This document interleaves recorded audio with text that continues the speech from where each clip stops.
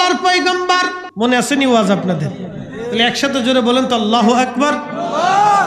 বাড়াবো না, 10 মিনিট, খুব মনোযোগ দিন। হাম বলল, হুজুর আমার আব্বাজান যে নৌকা বানিয়েছিল, নৌকাটা 1200 হাত লম্বা ছিল, 600 হাত প্রস্থ ছিল, 3 তলা বিশিষ্ট ছিল।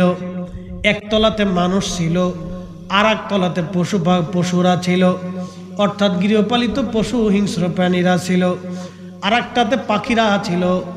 3 গ্রুপ এই নৌকার মধ্যে রাখা হয়েছিল। হযরতে ঈসা রুহুল্লাহকে হাম ডেকে বলতেছে, হুজুর আমার আব্বাজান যখন পশুরা, হিংস্র প্রাণী বন্য পশুরা একটা তলার মধ্যে পায়খানা করে একবারে ভরে ফেললো, আল্লাহর পয়গম্বর নূহ নবী বলেন, আল্লাহ এখন উপায় কি করব আমি বলো। আল্লাহ পাক বলেন, নূহ রে হাতির লেজ উঁচা করে ধরো, এখান থেকে একটা প্রাণী আমি আল্লাহ বের করে দিব। হাতির লেজ উঁচা করার পরে আল্লাহ রাব্বুল আলামিন একটা প্রাণী বের করলেন। এই প্রাণীর নাম হলো শূকর, আরবিতে বলে খিনজির। এই খিনজির বের করলেন আমার আল্লাহ। এই খিনজিরটা বের করার পরে এই খিনজির ময়লা খাইতে লাগলো, বিষটা খেতে লাগলো। এই জন্য আল্লাহ খিনজিরকে মানব জাতির জন্য আমার আল্লাহ হারাম করে দিয়েছে। একবার জোরে বলবেন কি মারহাবা। এই শুকুর পচা গলা হাবি জাবি ময়লা আবর্জনা খায়, এর জন্য ইসুর খাওয়া হারাম। এটা ময়লা খায়, ময়লার সৃষ্টি ময়লা দিক। এরপরে ইঁদুর নৌকার কাঠগুলি খাইতে লাগলো, কেটে ফেলতে লাগলো। আল্লাহর পয়গম্বর নূহ নবী বলেন, আল্লাহ ইঁদুরে জ্বালাই তো অস্থির। আল্লাহ বলেন, সিংহর নাক বরাবর তুমি একটা বাড়ি দাও। সিংহের নাক বরাবর একটা বাড়ি দেওয়ার পরে সিংহ একটা হাসি দিল। এই হাসির মাধ্যমে একটা প্রাণী আল্লাহ বের করলেন। এই প্রাণীর নাম হলো বিড়াল। ওরা কে যাবি নবীর নৌকাতে আয়, রূপকাঠির ওই নৌকা খানি, রূপকাঠির ওই নৌকা খানি, নাহি ডুবার ভয়। তোরা কে যাবি নবীর নৌকাতে আয়। কামালগঞ্জের মুসলমান, মাইকের আওয়াজ যত দূরে যায় মনোযোগের সাথে কথাগুলি শুনবেন। হযরত ঈসা আলাইহিস সালাতু ওয়াস সালাম কি উম্মতরা বলল, হুজুর আপনি দয়া করে আমাদের জন্য একটা মরাকে জিন্দা করে দেখান, যিনি হযরত নূহ আলাইহিস সালামের জমানাতে ছিলেন। হযরত ঈসা আলাইহিস সালাম তাদেরকে নিয়ে চলে গেলেন একটু বহু দূরে একটা টিলা এলাকায়, টিলার মতো। টিলার পাশে যায় তিনি কিছু মাটি হাতে নিলেন। মাটি হাতে নিয়ে হযরত ঈসা রুহুল্লাহ আলাইহিস সালাতু ওয়াস সালাম উম্মতদেরকে বলেন, হে উম্মতেরা হাওয়ারিরা, তোমরা শোনো, এই যে আমি মাটি নিছি, তোমরা কি জানো এই মাটি কার মাটি? উম্মতেরা বলল, আল্লাহু রাসূলু আলাম। ঈসা আলাইহিস সালাম এবং আল্লাহ পাক ভালো জানে, আমরা জানি না। সুবহানাল্লাহ কি বলবেন? সুবহানাল্লাহ। খুব মনোযোগ দিয়ে কথাগুলি শুনে যাবেন। আজ ১.৫ লক্ষ সাহাবী ছিল নবীর, ১.৫ লক্ষ সাহাবী। আল্লাহর নবী যখন আখিরাত সম্পর্কে প্রশ্ন করতেন, আমার নবী যখন কবর নিয়ে প্রশ্ন করতেন, ফেরেশতা নিয়ে প্রশ্ন করতেন, অতীত নিয়ে প্রশ্ন করতেন, বর্তমান নিয়ে প্রশ্ন করতেন, হাজির এবং গায়েব দোনোটা নিয়ে নবী উম্মতকে যখন প্রশ্ন করতেন, সাহাবীদেরকে ১.৫ লক্ষ সাহাবী এক বাক্যে জবাব দিত, আল্লাহু ওয়া রাসূলুহু আলাম। আল্লাহ জানে, নবী জানে, আল্লাহ জানে, নবী জানে, আল্লাহ জানে, নবী জানে। তার অর্থ হলো আল্লাহর পরে যিনি বেশি জানেন তিনি আমাদের নবী। কথা বলেন ঠিক কিনা?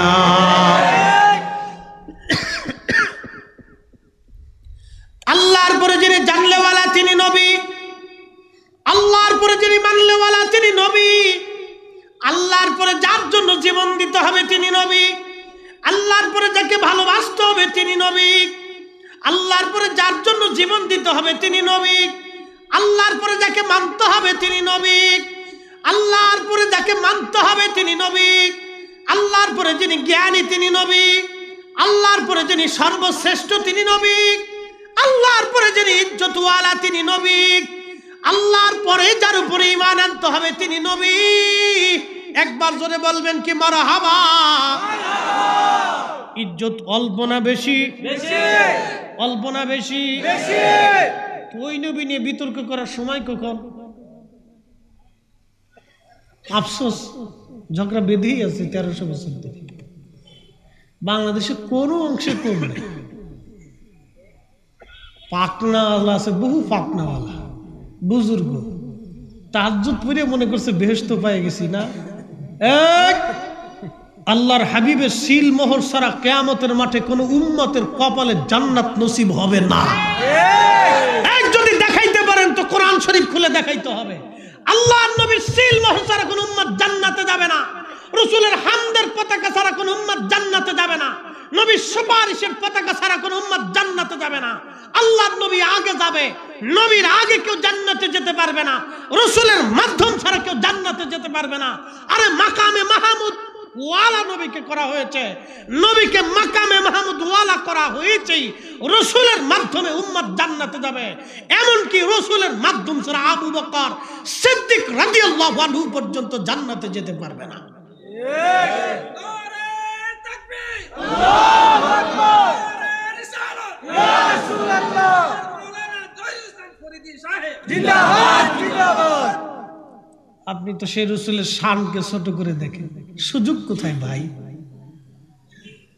কোন রাস্তা নেই। আল্লাহি বিল্লাহি তাল্লাহি, মালিকের কসম করে বলি, মাটির নিচে ঘর হবে আপনার। 10 দিন 20 দিন 1 বছর 2 বছর 5 বছর 100 বছর। এখানে যতগুলি কবর আছে এই কমলগঞ্জের 100 বছর আগে কোন কবরের পাশে মানুষ দাঁড়ায় আমি দেখি নাই। 100 বছরের পুরাতন কবরের পাশে মানুষ দাঁড়ায় না, দাঁড়ানোর মানুষ নাই। যিনি আপনাকে দেখতে আসবে তিনি নবী। সন্তান ভুলে যাবে, পিতামাতা ভুলে যাবে, আত্মীয় স্বজন ভুলে যাবে, সব ভুলে যাবে। যিনি আপনাকে দেখার জন্য আসবে তিনি নবী। ইন্তেকালের আগেও কেঁদেছে। পৃথিবীতে আসার সময় হযরতে রাসূল করিমের আম্মা জান সাইয়্যিদা আমানা রাদিয়াল্লাহু আনহা বলেছেন, আমি দেখেছি আমার সন্তান মুহাম্মদ আমিন সিজদার মধ্যে পড়ে ইয়া রাব হাবলি উম্মতি বলে তখনও কাঁদতেছিল। একবার জোরে বলা যাবে না আল্লাহু আকবার। তিনি সেই নবী, ইন্তেকালের সময় কেঁদেছে উম্মত ইয়া রাব হাবলি উম্মতি, হাসরের ময়দানে কাঁদবে ইয়া রাব হাবলি উম্মতি। তিনি সেই নবী। আরে সেই নবীর উম্মত হতে হবে, উম্মত হতে হবে, উম্মত হতে হবে। আপনাকে উম্মতের মতো হতে হবে। রাসূল করিমের চুল পরিমাণ ইজ্জতকে আমরা বরদাস্ত হতে দেখতে পারবো না। কথা বলেন ঠিক না বেটি? আর কখনো মেনে নিতেও পারবো না। কথা বলেন ঠিক না বেটি? আপনার বাপ হোক, আপনার পিতা হোক, সন্তান হোক, স্ত্রী হোক, পুত্র হোক, প্রতিবেশী হোক, ইমাম আর মুসল্লি, খতিব, মুহাদ্দিস আর পীর আর মাশায়েখ যেই হোক না কেন, 1 সেকেন্ডের জন্য মানতে পারবো না। এক কথাই শেষ, এক বাক্যই শেষ। হ্যাঁ মুসলমান, হযরতে ঈসা রূহুল্লাহ আলাইহিস সালাম মাটি হাতে নিয়ে বললেন, হে হাওয়ারীরা, আমার উম্মতেরা, তোমরা কি জানো কিসের মাটি? বলে হুজুর না, আমরা জানি না। হযরত ঈসা নবী বললেন, এই মাটি হলো হযরতে নূহ আলাইহিস সালামের 4টা সন্তান ছিল, সাম, হাম, ইয়াফেস, কেনান। সাম, হাম, ইয়াফেস, কেনান 4টে সন্তান ছিল নূহ আলাইহিস সালামের। 4 সন্তানের একটা সন্তান পানির মধ্যে ডুবে মারা যায়, তার নাম ছিল কেনান। কি জন্য মারা গেল? নবীর বেটাকেও আল্লাহ ছেড়ে দেয় নাই। ও নূহ, তোমার সন্তান আজকে নৌকায় উঠতে পারবে না যদি কালেমা না পড়ে। আরে নবীর নৌকায় যদি উঠতে হয় অবশ্যই কলিজার মধ্যে আপনার নবীর মোহাব্বত নেওয়া লাগবে। সেই দিন দল আল্লাহ চিনবে না, সেই দিন আল্লাহ আপনার পীর চিনবে না, আপনার শায়েখ চিনবে না। সেই দিন দেখবে আপনার কলিজার মধ্যে রাসূলের মোহাব্বত ছিল কিনা। কথা বলেন ঠিক কিনা? তোরা কে যাবি নবীর নৌকাতে আয়, রূপকাঠির ওই নৌকা খানি, রূপকাঠির ওই নৌকা খানি পাহি ডুবার ভয়, তোরা কে যাবি নবীর নৌকাতে আয়। হাম সাম ইয়াফেস কেনান, পানির মধ্যে ডুবে মরল কেনান। নূহ নবী বললেন, বেটা আসো আমার নৌকার মধ্যে কালেমা পড়ে ঈমান এনে। কেনান সেই দিন ডাক দে বলে, আব্বা জান না, কালেমা পড়ব না। চিন্তা করেন তো দিলটা কত বড় পাথরের মতো ছিল। বলে না বাবা, কালেমা পড়ব না। নূহ আলাইহিস সালাম বলে, মহাপ্লাবন আসতেছে, মাটি ফেটে পানি বের হয়, আসমান থেকে পানি আসে, বেটা আসো কালেমা পড়ো। বেটা বলে, না আব্বা জান, পানি তোমার খোদা যতই দিক না কেন আমি পাহাড়ের উপরে দাঁড়ায় থাকবো। হযরত নূহ নবী বললেন, না রে বেটা, বাঁচতে পারবি না, তাড়াতাড়ি আয়।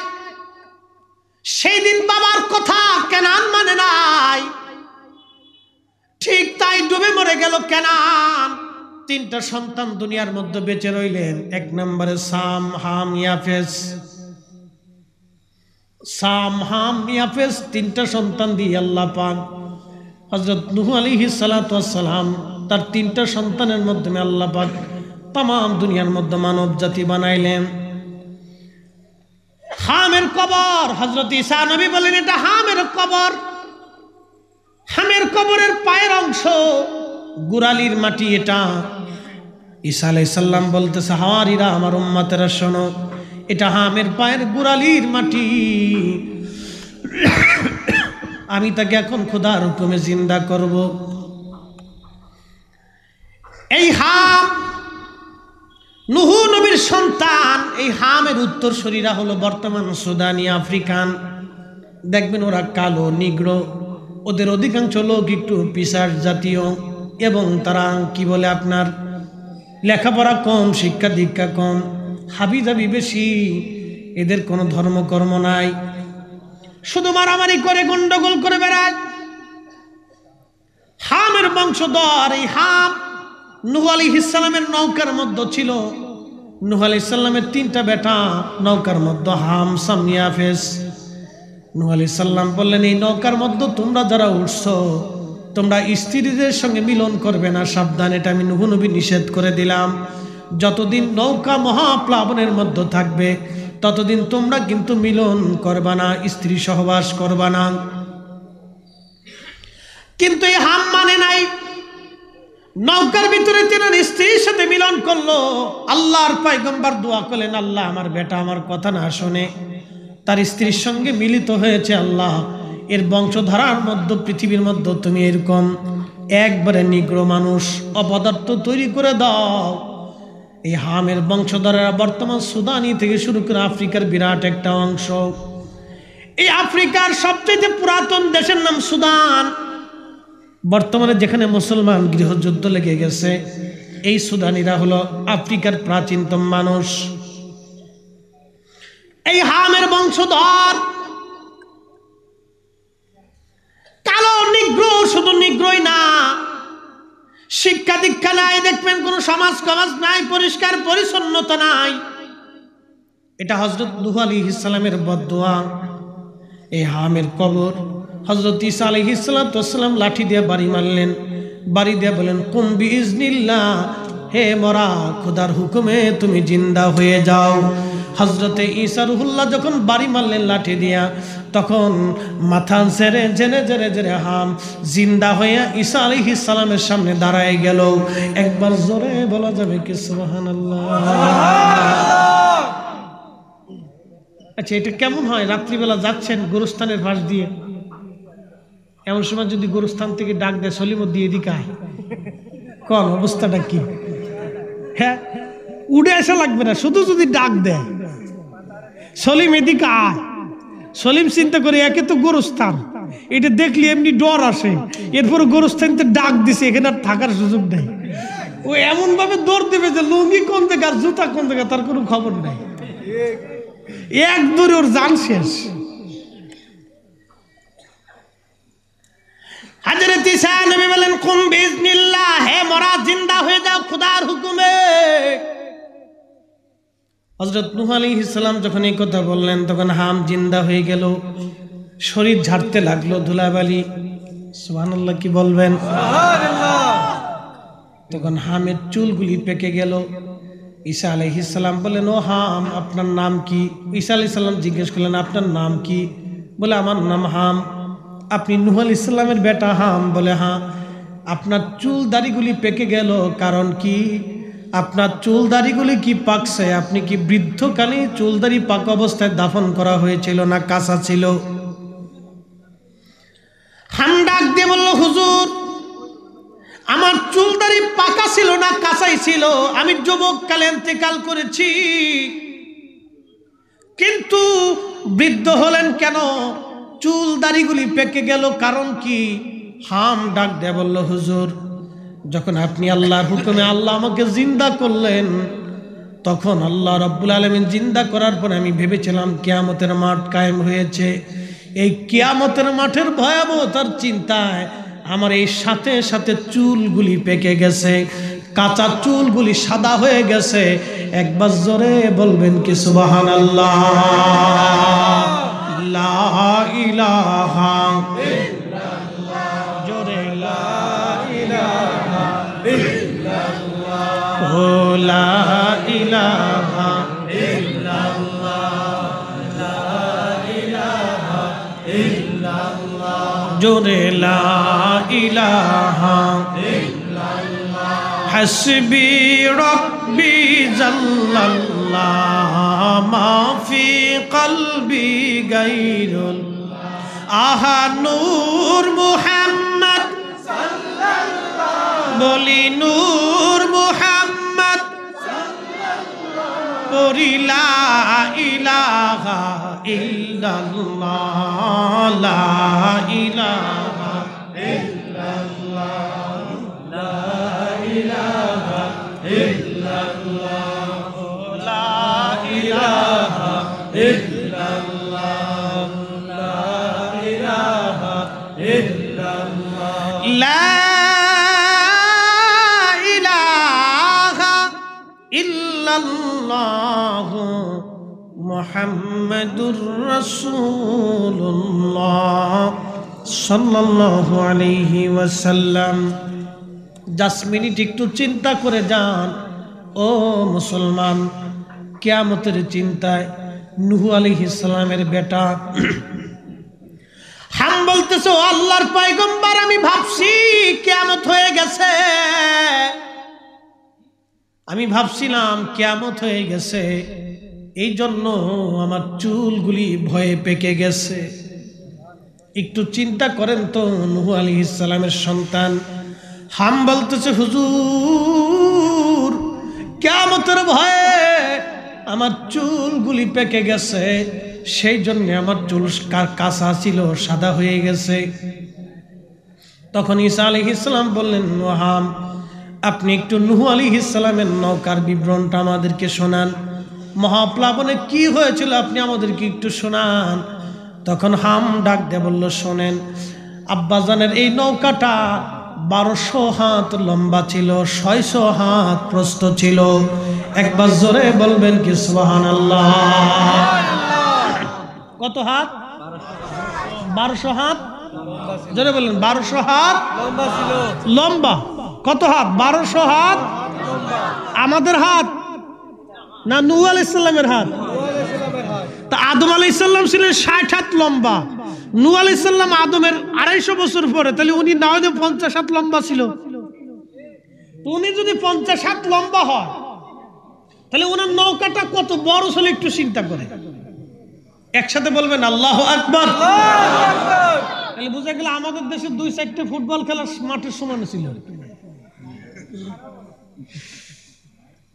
এই নৌকা বানানোর জন্য নূহ আলাইহিস সালাম গাছ লাগাইলেন 100 বছর আগে।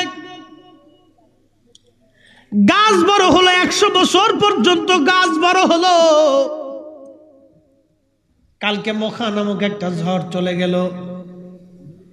যদি এটা রাত্রিবেলা আঘাত করত, যদি সেটা রাত্রিবেলা আঘাত করত, আর আপনার কি বলে, এই ঝড়টা যদি রাত্রিবেলা জোয়ারের সময় আঘাত করত, আর এটা পরিপূর্ণ শক্তি নিয়ে যদি আঘাত করত, তাহলে ঝড়টা 240 কিলোমিটার বেগে আসতো। 240 কিলোমিটার বেগে একটা ঝড় আসা মানে কি জানেননি? হাজার হাজার মানুষ মরে যাইতো, হাজার হাজার মানুষ উড়াই নিয়ে চলে যাইতো, বাড়ি ঘরগুলি সমান করে নিয়ে চলে যাইতো। বিরাট এই ঝড়, এই তুফান, সাইক্লোন, সুপার সাইক্লোন যেটাকে বলা হয়, বাংলাদেশের পক্ষে সম্ভব ছিল না এটা প্রতিহত করা। পৃথিবীর কোন শক্তির পক্ষেও সম্ভব না প্রতিহত করা। 18 কোটি মানুষ যে যদি ছাতিও ধরে তাও লাভ হবে না। সুযোগ আছে? ছাতি যায় যদি ধরে, ছাতি ধরলাম, মুখাতরে ফিরে লিয়েছে, সুযোগ নেই। বাংলাদেশ থেকে ঘুরাইয়া অন্যদিকে নিয়ে গেল, মালিকের নাম কি? না আস্তে হয়ে গেল না, আর একটু জোরে বলে না। আমরা ওই সিস্টেম করে ফুটো দিয়ে জোরে ঘুরাই দিছি নাকি? সুযোগ আছে? তো এই সর্বশ্রেষ্ঠ মালিকের নাম কি? সেজদা হবে কার? জিকির হবে কার? আল্লাহর। আল্লাহর। আপনাকে বুঝে কবরে যেতে হবে।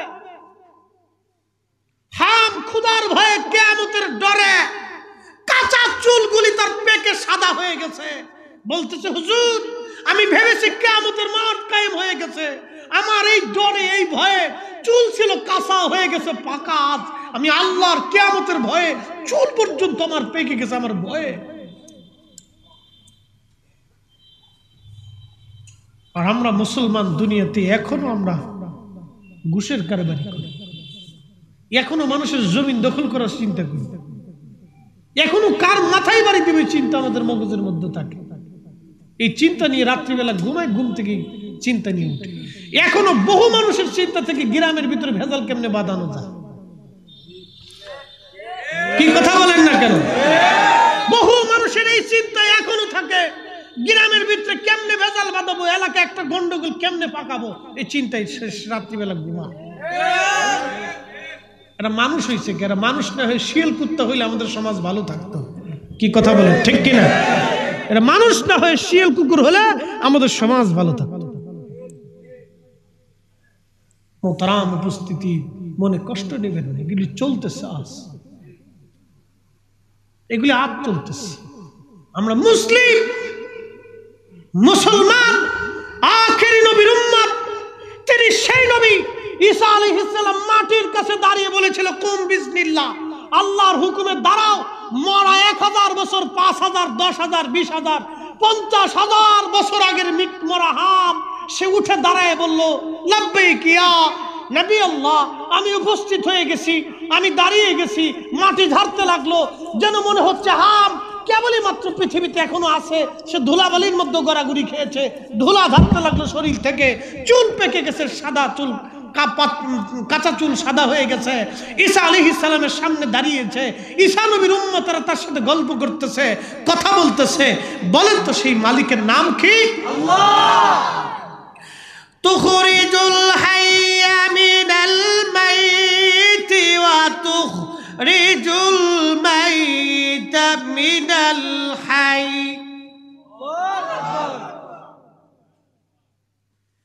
আল্লাহ বলেন, আমি জিন্দা থেকে মুর্দা বের করি, মরা থেকে জিন্দা বের করে আমি মালিক, আমি আল্লাহ। আল্লাহ আল্লাহ। বাজান ঈসা আলাইহিস সালাম কুম্বিজ না বলে লাঠির আঘাত করলেন, কবর থেকে মরা জিন্দা হয়ে দাঁড়াইলো। আর আমার রাসূল মরাকে ডাক দেওয়া লাগে নাই, নবীর প্রেমে মরা জিন্দা হয়ে কাঁদতে লাগলো। চিৎকার মেরে বলেন আল্লাহু আকবার। যে আল্লাহু আকবার বলবে না বুঝবে এটা শয়তানের দালাল। আরো জোরে বলেন আল্লাহু আকবার। খুশি খুশি খুশি নি আপনারা? নবীর বলতে হয় নাই তুমি জিন্দা হ। উস্তুনি হান্না একটা মরা কাঠ, এই কাঠ শুধু রাসূল করিমের সোহবত লেগেছিল। হেলান দিয়ে দাঁড়িয়ে নবীজি খুতবা দিতেন। সাহাবে کرام বলল, হুজুর মিম্বর বানাই দিই। আনো। মিম্বর আনা নতুন। দাঁড়িয়ে গেলেন পরের জুমাতে নবী মিম্বরে। পিছন থেকে ডুকরিয়ে ডুকরিয়ে ডুকরিয়ে ডুকরিয়ে কান্নার আওয়াজ আসে। সাহাবীর একজন আরেকজনের দিকে তাকায়, ব্যাপার কি? কান্নার আওয়াজ কোত্থেকে আসছে? প্রিয় নবীজি খুতবা বাদ দিয়ে পিছনের দিক তাকায় দেখলেন, আহা উস্তনে হান্নানা ডুকরিয়ে ডুকরিয়ে ডুকরিয়ে ডুকরিয়ে কাঁদতেছে। মরা কাঠ জিন্দা হয়ে গেছে। আরো জোরে সুবহানাল্লাহ। শ্রেষ্ঠ নবী দিলাম রে তরিয়ে নিতে রোজ হাসরে, শ্রেষ্ঠ নবী দিলাম রে তরিয়ে নিতে রোজ হাসরে, পথ না ভুলি তাই তো দিলে, পথ না ভুলি তাই তো দিলে, পাক কুরআনের বাণী খুদা তোমার মেহেরবানি। সুন্দর ফুল সুন্দর ফল মিঠা নদীর পানি খুদা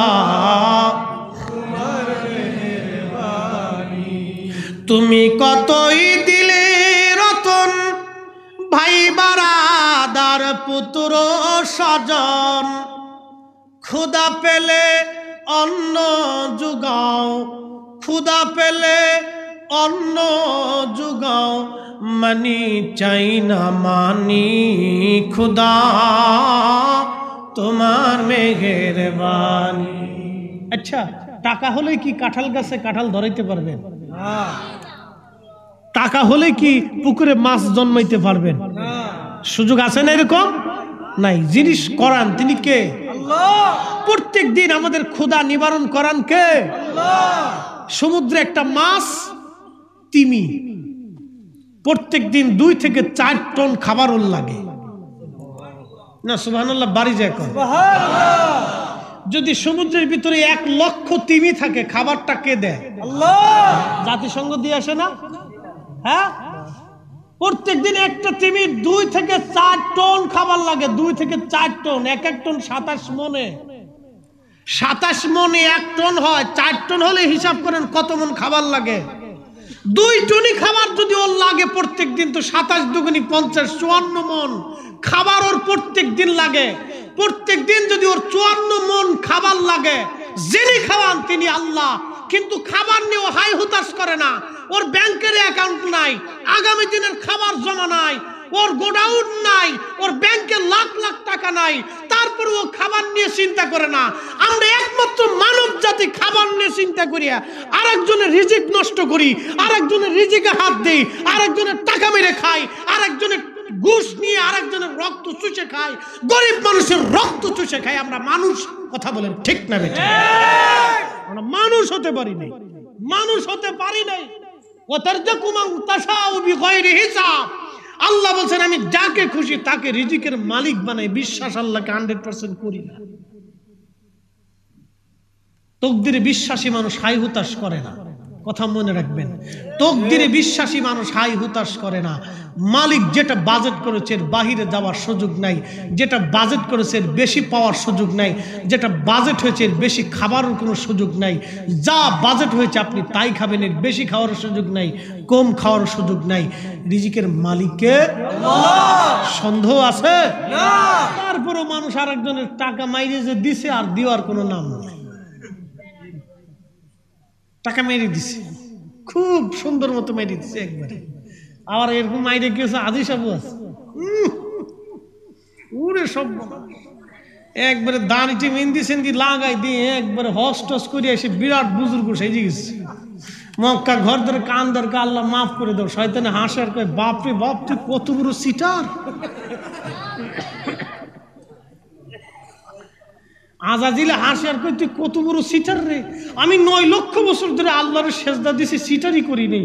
তুই এই 60 বছর বয়স পর্যন্ত কত সিটারি করে এসেন, কাবা ঘর ধরে কান্দার বান ধরছিস না কি? উরে শয়তান, তুই আমার সাথে বড় শয়তান, তোর কাছে আমার যাওয়া লাগবে না।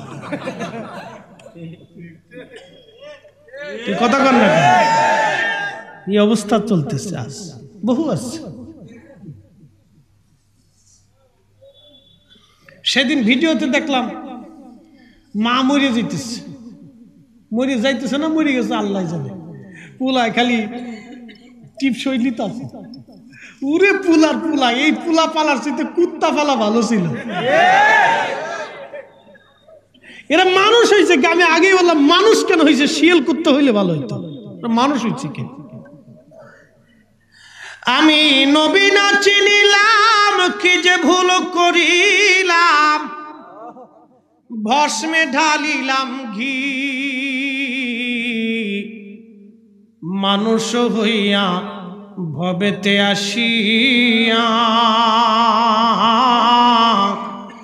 মানুষের করিলাম কি, মানুষ হইয়া ভবেতে আসিয়া মানুষের করিলাম কি।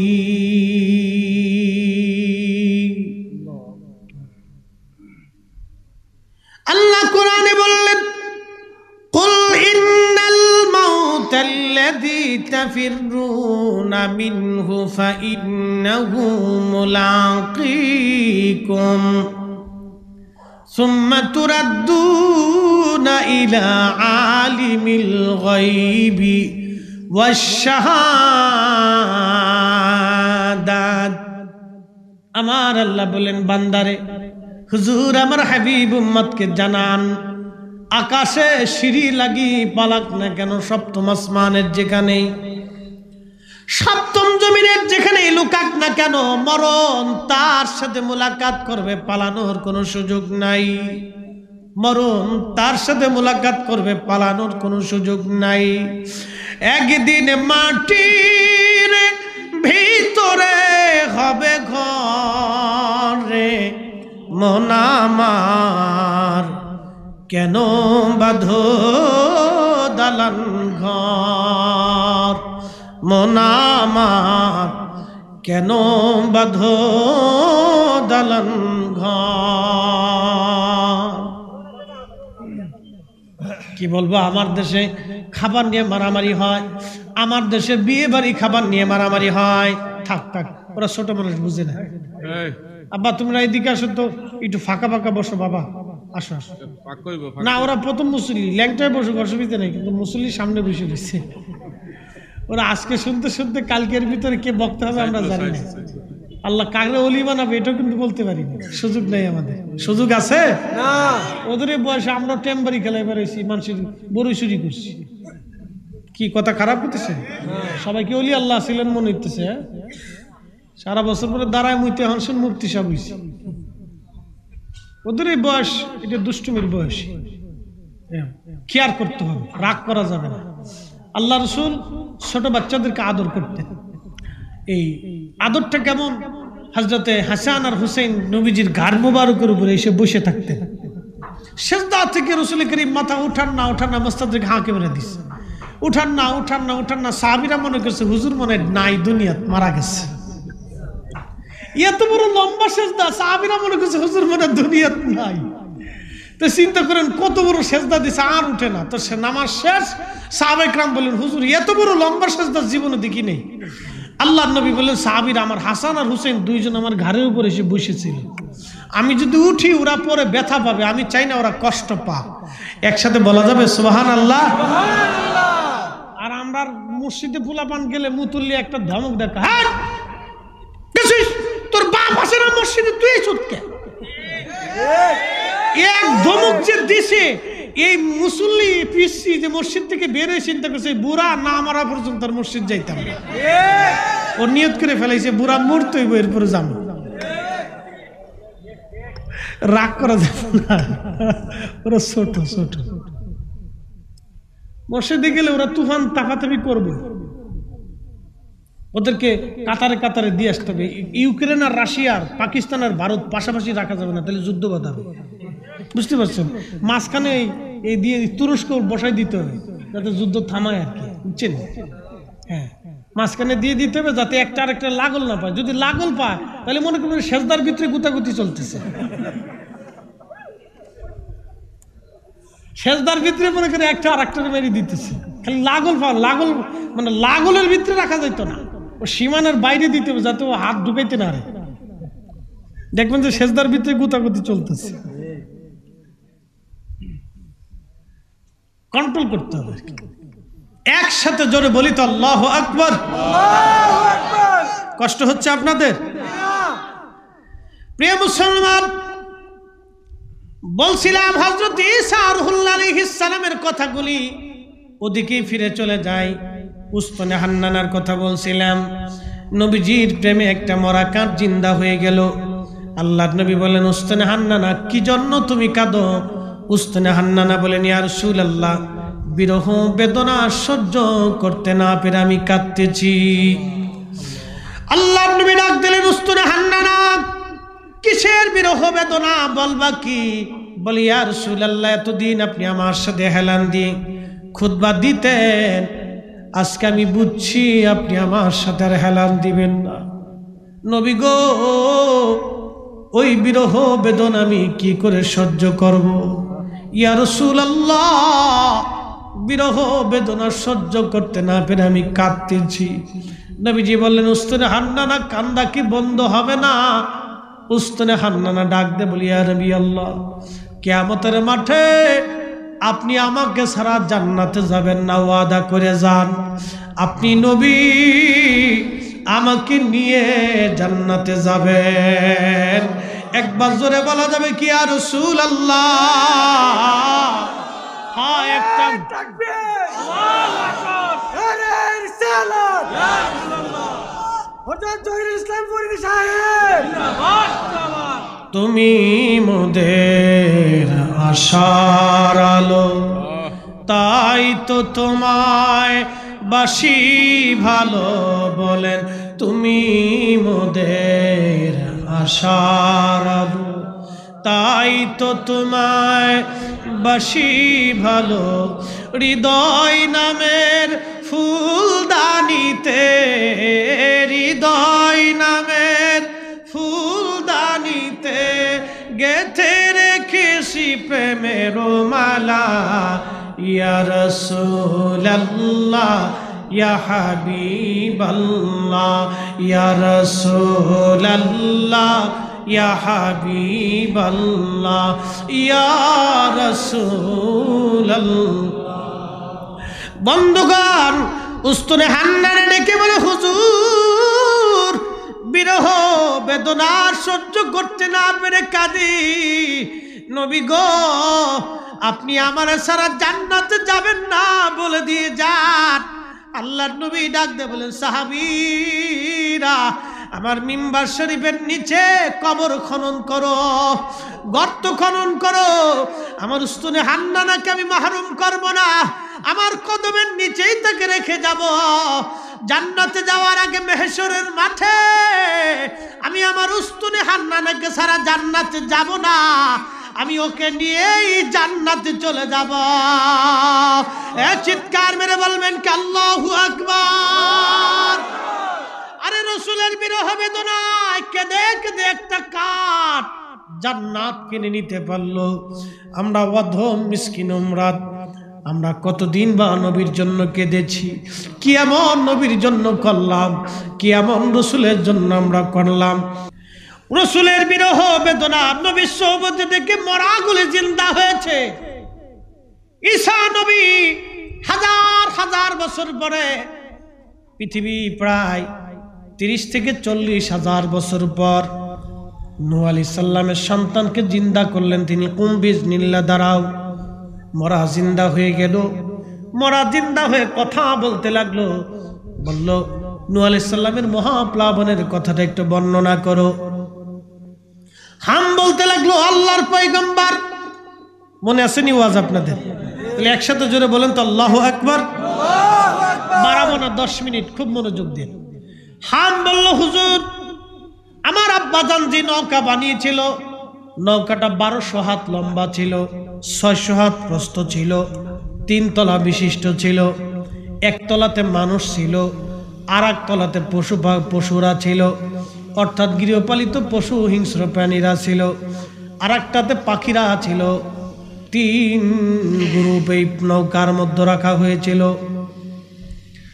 হযরতে ঈসা রূহুল্লাহকে হাম ডেকে বলতেছে, হুজুর, আমার আব্বা জান যখন পশুরা, হিংস্র প্রাণী, বন্য পশুরা একটা তলার মধ্যে পায়খানা করে একবারে ভরে ফেললো, আল্লাহর পয়গম্বর নূহ নবী বলেন, আল্লাহ এখন উপায় কি করব আমি, বলো। আল্লাহ পাক বলেন, নূহ রে, হাতির লেজ উঁচা করে ধরো, এখান থেকে একটা প্রাণী আমি আল্লাহ বের করে দিব। হাতির লেজ উঁচা করার পরে আল্লাহ রাব্বুল আলামিন একটা প্রাণী বের করলেন। এই প্রাণীর নাম হলো শূকর, আরবিতে বলে খিনজির। এই খিনজির বের করলেন আমার আল্লাহ। এই খিনজিরটা বের করার পরে এই খিনজির ময়লা খাইতে লাগলো, বিষটা খেতে লাগলো। এই জন্য আল্লাহ খিনজিরকে মানব জাতির জন্য আমার আল্লাহ হারাম করে দিয়েছে। একবার জোরে বলবেন কি মারহাবা। এই শূকর পচা গলা হাবি দাবি ময়লা আবর্জনা খায়, এর জন্য ইসুর খাওয়া হারাম। এটা ময়লা খায়, ময়লার সৃষ্টি ময়লা দিয়ে। এরপরে ইঁদুর নৌকার কাঠগুলি খাইতে লাগলো, কেটে ফেলতে লাগলো। আল্লাহর পয়গম্বর নূহ নবী বলেন, আল্লাহ ইঁদুরে জ্বালাই তো অস্থির। আল্লাহ বলেন, সিংহর নাক বরাবর তুমি একটা বাড়ি দাও। সিংহের নাক বরাবর একটা বাড়ি দেওয়ার পরে সিংহ একটা হাসি দিল। এই হাসির মাধ্যমে একটা প্রাণী আল্লাহ বের করলেন। এই প্রাণীর নাম হলো বিড়াল। মারহাবা বলবেন। এই কিসসা আমি বলি না, ইমাম ইবনে কাসির আল বেদায়াতে লেখছে। এটা আমার লেখা না, কিন্তু বলবেন যে হুজুর মনে বানাই বলতেছে না, এটা আমার লেখা না, ইমাম ইবনে কাসিরের লেখা। একবার বিশুদ্ধ ঘটনা থেকে বলতেছি, নির্ভরযোগ্য কিতাব থেকে। তো মনোযোগ দিন। বিড়াল বের হইয়া ইঁদুরে ধাওয়া শুরু করলো। এই জন্য আজও পর্যন্ত ইঁদুরের মধ্যে আর বিড়ালের মধ্যে কোনোদিন দোস্ত হইছে না। সুবহানাল্লাহ বলবেন। এই খেলা কার? না কথা কন না কেন, খেলা কার? ইঁদুর আর বিড়ালের দুশ্মনী ওইখান থেকে শুরু হয়েছে, আজও পর্যন্ত দোস্ত হইছে না। এটা আজও পর্যন্ত বিড়াল ইঁদুর দেখলে বাস মোটামুটি কয়, মামু পাইছি তোমার আজকার সারাসারি নেই। এই যুদ্ধ আজও পর্যন্ত লাগে রয়েছে, এটা ছুটছে না আর কোনোদিন। আল্লাহ বিড়াল তৈরি করছে মানুষের জন্য, উপকারের জন্য। এজন্য দেখবেন বিড়াল ঘরের মধ্যে ঘুমায়। ওসি সাবু চিনে না, ডিসি সাবু চিনে না, এসপি সাবু চিনে না, প্রধানমন্ত্রীও চিনে না, রাষ্ট্রপতিও চিনে না। কি কথা কন না কে? ও প্রধানমন্ত্রীও চিনে না। বিড়ালরা যদি প্রধানমন্ত্রী লালন পালন করে, তাহলে দেখবেন যে প্রধানমন্ত্রীর খাতার নিচে যেও, কম্বলের নিচেও যে বিড়াল শুয়ে রয়েছে।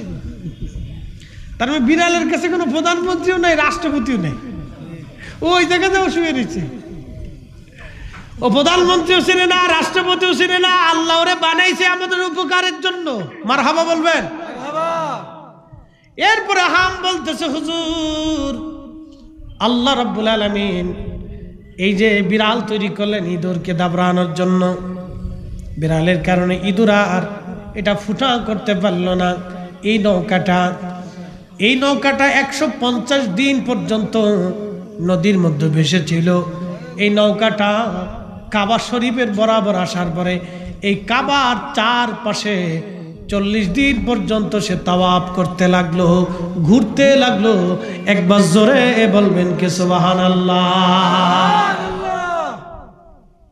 তার মানে নূহ আলাইহিস সালামের মহাপ্লাবনও কাবার তাওয়াফ আল্লাহ বন্ধ করে নেই। ওই মহাপ্লাবনও কাবার তাওয়াফ বন্ধ হয় নাই। নূহ আলাইহিস সালামের নৌকা দিয়ে চারপাশ দিয়ে ঘুরতে লাগলো নৌকা। 40 দিন পর্যন্ত তাওয়াফ চললো। এরপরে আল্লাহ রাব্বুল আলামিন পানিকে শুকায় দিলেন। 150 দিন পর্যন্ত তিনি ভেসে রইলেন। 150 দিন ভেসে থাকার পরে যখন নৌকাটা জুদ পর্বতে যায় ঠেকলো, জুদ পর্বতে ঠেকার পরে যখন পানি শুকায় গেল, নূহ আলাইহিস সালাম কাকরে বলেন, ও কাক, যায়া জমিনটা ঘুরে ঘুরে উড়ে উড়ে দেখে আয় জমিনের পানি শুকাইছে কিনা। কাক উড়ে যায়, দেখলে একটা মরা দেহ পাওয়া গেছে। মৃত দেহ পাওয়ার পরে কাউয়া এই মৃতদেহের উপরে যায় মরা কাউয়াটা মৃতদেহ খাইতে লাগলো। কাউয়া আর ফিরে আসে নাই নূহ আলাইহিস সালামের নৌকায়। নূহ আলাইহিস সালাম বদদুয়া করে বলেন, আল্লাহ এই কাকরে পাঠাইলাম দুনিয়া দেখার জন্য, কাক যেহেতু ফিরে আসে নাই, আমি বদদুয়া করলাম এই কাকটা যেন সারা জীবন এরকম পচা গলায় খেয়ে বেড়ায়। ও যাতে আর মানব জাতির মধ্যে কোনোদিন ফিরে না আসে। এই জন্য দেখবেন কাউবা কোনোদিন মানুষের ঘরে আসে না, এটা পচা গলা হাবিজাবি খেয়ে বেড়ায়, এটা আল্লাহর সৃষ্টির একটা খেলা। এরপর আল্লাহ কবুতরকে বলেন, কবুতর তুমি যে একটু ঘুরে দেখে আসো। কবুতর উড়তে উড়তে উড়তে উড়তে একটা জয়তুনের পাতা ছিঁড়ে নিয়ে আসলো ঠোঁটে করে, আর কিছু মাটি কাদা পায়ে করে নিয়ে আসছে। এসে বললেন, হুজুর এই যে জয়তুনের পাতা আনছি, কাদা নিয়ে আসছি, পৃথিবীর পানিগুলি আল্লাহ শুকাই দিয়েছেন, পানি নাই, এখন শুধু কাদা আছে। আল্লাহ কবুতরের জন্য দোয়া করলেন, নূহ নবী, ও রব্বুল আলামিন, এই কবুতর আমার কথা আজকে শুনেছে, আল্লাহ তুমি কবুতরকে গৃহপালিত বানাও, মানুষের মধ্যে তারে রাখো এবং উত্তম খাবার তার জন্য ব্যবস্থা করো। এই জন্য দেখবেন কবুতর সারা জীবন ভালো খাবার খাইয়া মানুষের ঘরের মধ্যেই থাকে। একবার জোরে বলবেন কি মারহাবা। আমার দিকে তাকান, ব্যাং চিনেননি? ব্যাং, হ্যাঁ, এই কমলগঞ্জে ব্যাং আছে। আচ্ছা, ব্যাঙে যখন মুতে, মুতা চিনেন না আপনারা? আমাদের ফরিদপুরে ভাষাকে মুতো নাকি, প্রসাব প্রসাব, পেশাব পেশাব। আপনাদের দেশে কি বলে? হ্যাঁ, মুত। আচ্ছা, তো ঠিক আছে। আচ্ছা, ব্যাঙে যখন প্রসাব করে তখন কি এই ওর হোস পাইপ দিয়ে একবারে কয়েকশো মন একবারে মুতে দেয় নাকি? তাহলে সামান্য একটু মুতে, সিং করে যে ফুরুত করে একটু যায় পরে আর কি। হ্যাঁ, সামান্য একটু মুতে। তো ইব্রাহিম আলাইহিস সালামের আগুন জ্বলতেছে, বিরাট আগুনের কুণ্ডলী, 40 দিন পর্যন্ত কাঠ গুছাইছে। নমরুদের লোকজন মানত করছিল যে ইব্রাহিম রে ফুরাইতে হলে কাঠ দরকার, সারা দেশের মানুষ কাঠ গুছাই নিয়ে এসেছে। নমরুদের লোকজন চিন্তা করছে, এই কাঠ যদি আমরা গুছাই দিতে পারি তাহলে আমরা অনেক সোয়াব হইব, বুঝছেন নি? এই নেকের আশা করে ওরাও কাঠ নিয়েছে। কাঠ আইনে কাঠ জ্বালাই, আগুন জ্বালাইছে না, 2-1 কিলোমিটারের কাছে আর যাওয়ার কায়দা নাই। তো ব্যাঙে দূরের থেকে ওর স্যালো মেশিন স্টার্ট করে খালি ফুরুত ফুরুত করে মারতেছে। সুবহানাল্লাহ বলবেন না? হয়েছে না? আরো জোরে কর সুবহানাল্লাহ। ব্যাঙে তার মেশিন চালাইয়া উল্টা ফিক ঘুরে দিয়ে ছোট্ট একটা স্যালো মেশিন দেখলে সুরুত সুরুত করে মারে। তো আল্লাহ ডাক দেখে, ব্যাং কি করো? আল্লাহ পেশাব করতেছে। বলে কারণ কি? কই ইব্রাহিমের আগুন নিবাই। সুবহানাল্লাহ, জোরে কর না। হয়েছে না? রাত অনেক হয়ে গেছে তো, রাত 12:30। আপনাদের কষ্ট হচ্ছে, একটু দুর্বলতা আসছে। একসাথে জোরে বলেন তো আল্লাহু আকবার। আচ্ছা, ওই পানি থেকে আগুন নিববে? আল্লাহ ডাক দেখায়, ব্যাং এই পানিতে তো আগুন নিবতো না। ব্যাং আমু জানি নিববো না। তো মুতস্কিল লেগা কে মুত্তাসিল লেগা আল্লাহ কিয়ামতের মাঠে তুমি যখন জিজ্ঞেস করবা, ব্যাং আমার ইব্রাহিম আমার খলিল আগুনের মধ্যে দিছিল, তুই কি করছিলি? আল্লাহ আমি কিয়ামতের মাঠে যাতে বলতে পারি, আল্লাহ আমি চেষ্টা করছিলাম। সুবহানাল্লাহ। দূর আর হইছে না? আরো জোরে কর, আরো জোরে। সুবহানাল্লাহ।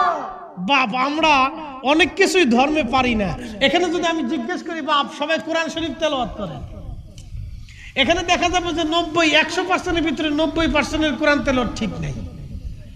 কি কথা ঠিক কিনা? মাদ্রাসা আলেম ওলামা সারা, পড়ানো তলবে ইলম সারা 90%-ই কোরআন শরীফ ঠিক নাই। এখন আমরা কি কমু যে মসজিদে বেরোই যায়, সে কোরআন পড়তে পারে না, কিন্তু তারপর সে যখন নামাজে দাঁড়ায় যায় ওইভাবে আওড়াইতে থাকে। তার ভুল হচ্ছে, আল্লাহ জানে আমার বান্দার ভুল হয়, তারপরেও আল্লাহ পাক বলে, ও ফেরেশতারা ভুল হইতেছে, আমি জানি ওর বান্দা ঠিক মতো পড়তে পারে না, কিন্তু সেজদা তো দিছে, ও তো চেষ্টা করতেছে। একসাথে জোরে বলবেন আল্লাহু আকবার। আল্লাহ ডাক দেখো, ফেরেশতারা যা, আমার বান্দার জীবনে সব গুনাহ মাফ করে দিলাম। সুবহানাল্লাহ। নামাজের পরে দোয়া হয়নি? বাংলাদেশে অনেক মসজিদও হয় না। কি কথা কন না? কেন? হেটাও মসজিদ, আমরাটাও মসজিদ। হেটাও মসজিদ, এটাও মসজিদ। ওটাও আল্লাহর ঘর, এটাও আল্লাহর ঘর। এটাও মৌলবী, এটাও মৌলবী। হেটাও আলেম, এটাও আলেম। হেটাও মুসল্লি, এটাও মুসল্লি। কথা বুঝছেন? হেনও নামাজ হয়, এখানেও আজান হয়, এখানেও হয়। তো এইখানে মুনাজাত হলো, সেইখানে হলো না, কারণটা কি? ঝামেলা তো এইখানে। আচ্ছা, আমরা মুনাজাত করছি কার কাছে? জোরে বলেন। আল্লাহর কাছে। আল্লাহ বলেন, উদউনি আস্তাজিব লাকুম ইন্নাল্লাযীনা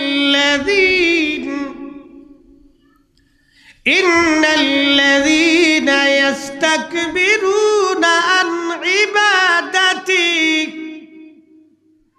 ইবাদাতি সায়াদখুলুনা জাহান্নাম আল্লাহু আকবার উদউনি হুকুম কার আল্লাহ আমার কাছে চাও আল্লাহ যে চাইতে বলছে শুধু ইমাম সাহেব না মুসল্লি সবাই জোরে কর সবাই শুধু ইমাম সাহেব না মুসল্লি সবাই একা দোয়া করা যদি আল্লাহর কাছে চাওয়া একা করা যায় তাহলে দলবদ্ধভাবে যাবে না কেন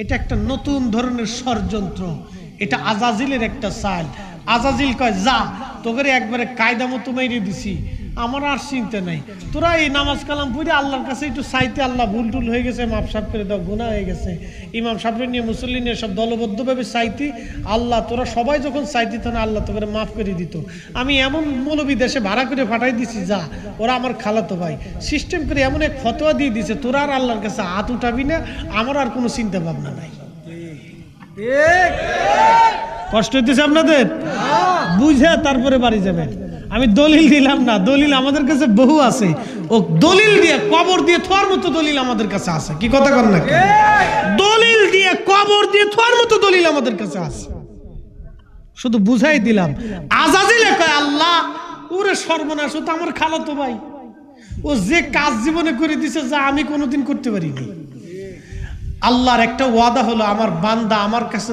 চাবে আমি আল্লাহ দেব ও চাইতে দেরি হবে ক্ষমা আমি আল্লাহ মাফ করতে দেরি হবে না সুবহানাল্লাহ রাব্বিক কারীমের ওয়াদা কিন্তু ফতোয়া দিয়ে এটা বন্ধ করে দিছে অনেক বড় চালাকি এটা শয়তান বিরাট বড় খুশি বুঝতে পারছেন শয়তান অনেক বড় খুশি এবার মুসা ঈসা আলাইহিস সালামের উম্মতেরা কয় ও আল্লাহর পয়গম্বর সে তো হাম এখন জিন্দা হয়ে গেছে তাহলে এরা আমরা বাড়িতে লয়ে যাই যাই ভালো মন্দ খাওয়াই সুবহানাল্লাহ বলবেন না ঈসা আলাইহিস সালামের উম্মতে কয় ও পয়গম্বর নবী হে তো জিন্দা হয়ে গেছে গা ওরা লইয়া আমরা ভালো মন্দ খাই আর গল্প গুজব করি ঈসা আলাইহিস সালাম কয় না আর সুযোগ নাই তার বরাতে কোনো রিজিক নেই সে এখনই দুনিয়ার থেকে চলে যাবে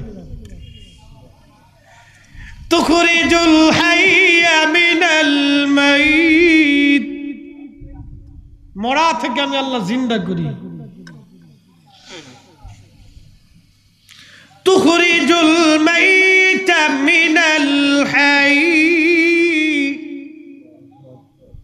জিন্দা থেকে আমি আল্লাহ মুর্দা করি মরা থেকে জিন্দা করি জিন্দা থেকে মুর্দা করি মালিককে আল্লাহ কোনো সন্দেহ আছে না তে সেজদা হবে কার আল্লাহ ইবাদত হবে কার আল্লাহ আল্লাহর ইবাদত হবে আল্লাহর সেজদা হবে আল্লাহর এই কথাটা সারা জীবন মনে রাখবেন দুনিয়া থেকে যত পারেন রসুলের গোলামি করে যেতে হবে মনে রাখবেন মেহশর বলেন হাসর বলেন নেকি নেওয়ার মতো কোনো ইবাদত আমাদের হাতে নাই এমন কিছু নাই যেটা দিয়ে বলবো আল্লাহ আপনি আমাদেরকে মাফ করে দেন এরকম কিছু নেক আমাদের হাতের মধ্যে নাই সেই দিন আল্লাহর কাছে বলবো আল্লাহ ক্ষমা করে দেন আল্লাহ ক্ষমা করে দিও স্যার আমাদের আর কোনো রাস্তা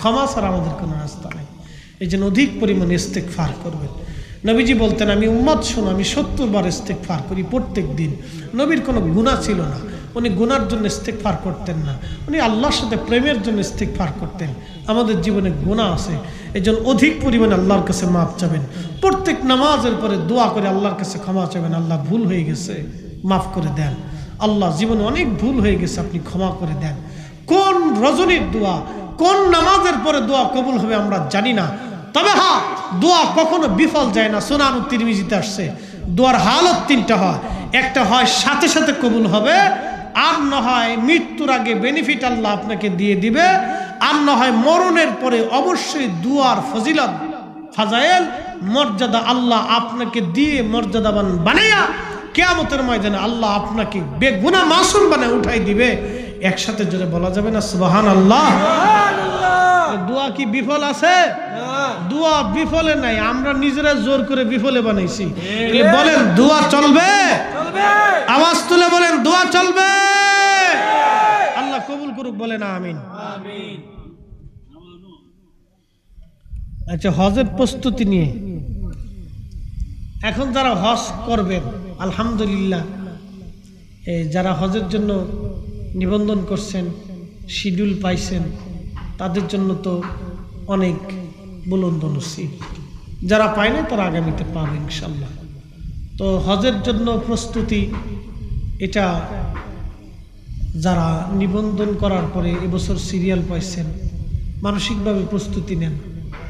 আমি আর প্রস্তুতির কথা কি বলবো, এটা হজের জন্য কি কি লাগবে না লাগবে, এটা যারা মুআল্লিম আছে হজের জন্য, যারা যে সমস্ত লোক আপনারা যেই কি বলে এজেন্সির মাধ্যমে যাবেন, এরাই আপনাদেরকে সব ঠিকঠাক করে দিবে। শুধু আপনাকে মানসিকভাবে তৈরি হওয়া আর নিয়তটাকে সহি রাখা, বিশুদ্ধ রাখা। আর যারা হজ করেন নাই, সামর্থ্য আছে, তারা হজ করার জন্য নিয়ত করে ফেলবেন। এটা খুব দামি একটা ইবাদত। আল্লাহ পাক কবুল করুন, সবাই বলুন আমিন। হজের জন্য আপনারা নিয়ত করবেন। হ্যাঁ দিব, হজের জন্য আপনারা নিয়ত করবেন। আর আল্লাহ রসুল বলছেন, কারো উপর যদি হজ ফরজ হয়, সে হজ না করে যদি মৃত্যুবরণ করে, তাহলে সে খ্রিস্টান হয়ে মরুক আর ইহুদি হয়ে মরুক, তাতে আল্লাহর কিছু আসে যায় না। মোহতারাম, এটা খুব দামি ইবাদত। নিয়ত করবেন আল্লাহ যেন, যাদের উপরে হজ ফরজ হয়েছে তারা নিয়ত করবেন, তারা যেন আগামীতে হজ করতে পারেন। আল্লাহ সকলকে এই বছর নিবন্ধন করে ফেলবেন, অর্থাৎ ইমার্জেন্সি যাদের সুযোগ আছে আগামীতে, এবছর তো আর সুযোগ নেই, আগামীতে ইনশাল্লাহ আপনারা এবছর নিবন্ধন করে ফেলবেন, আগামীতে আপনারা ইনশাল্লাহ যাবেন। আল্লাহ সকলকে হজ করার তৌফিক দিক, বলে না আমিন। একসাথে জোরে বলে আমিন।